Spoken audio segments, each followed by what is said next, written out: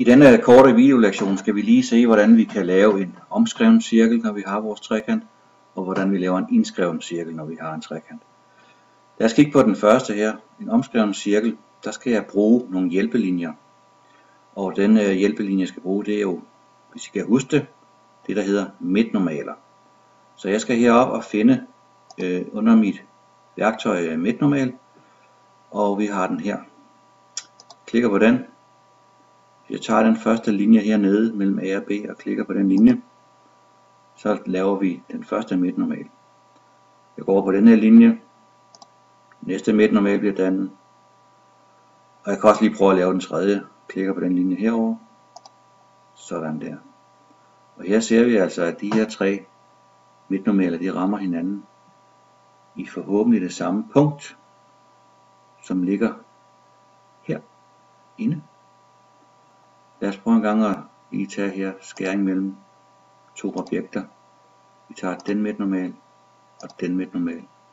Og der har vi altså punktet her, som hedder G. Så skal vi have lavet vores cirkel, og vi går op i cirkelværktøjet her. Vi tager cirkel ud fra centrum og punkt. Det er også det her punkt her. Og så trækker jeg min cirkel ud til det her punkt heroppe. Sætter det fast. Og så har jeg min omskrevne cirkel.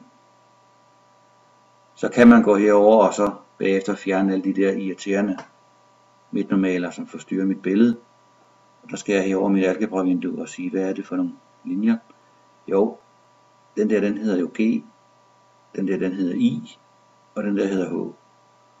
Så jeg slukker lige for G, H og I. Og så har jeg min omskrevne cirkel. Lad os kigge over på den indskrevne cirkel. Der skal jeg bruge et andet værktøj.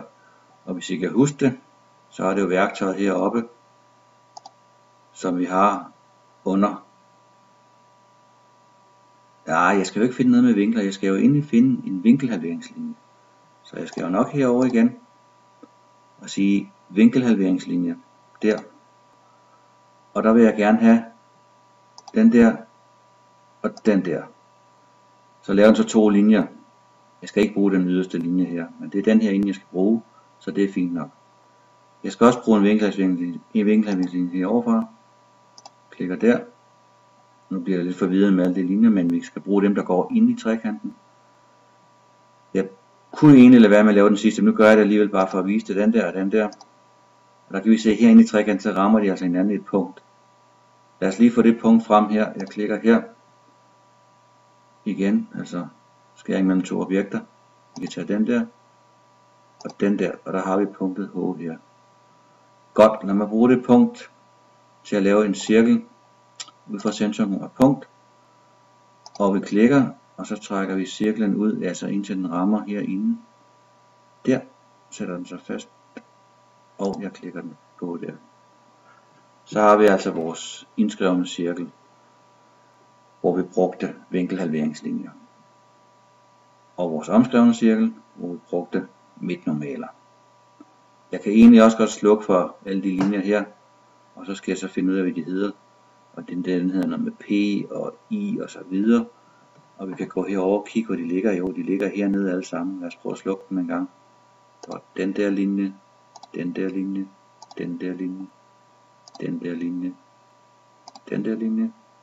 Og så mangler jeg lige en enkelt linje til. Det må være den der. Sådan.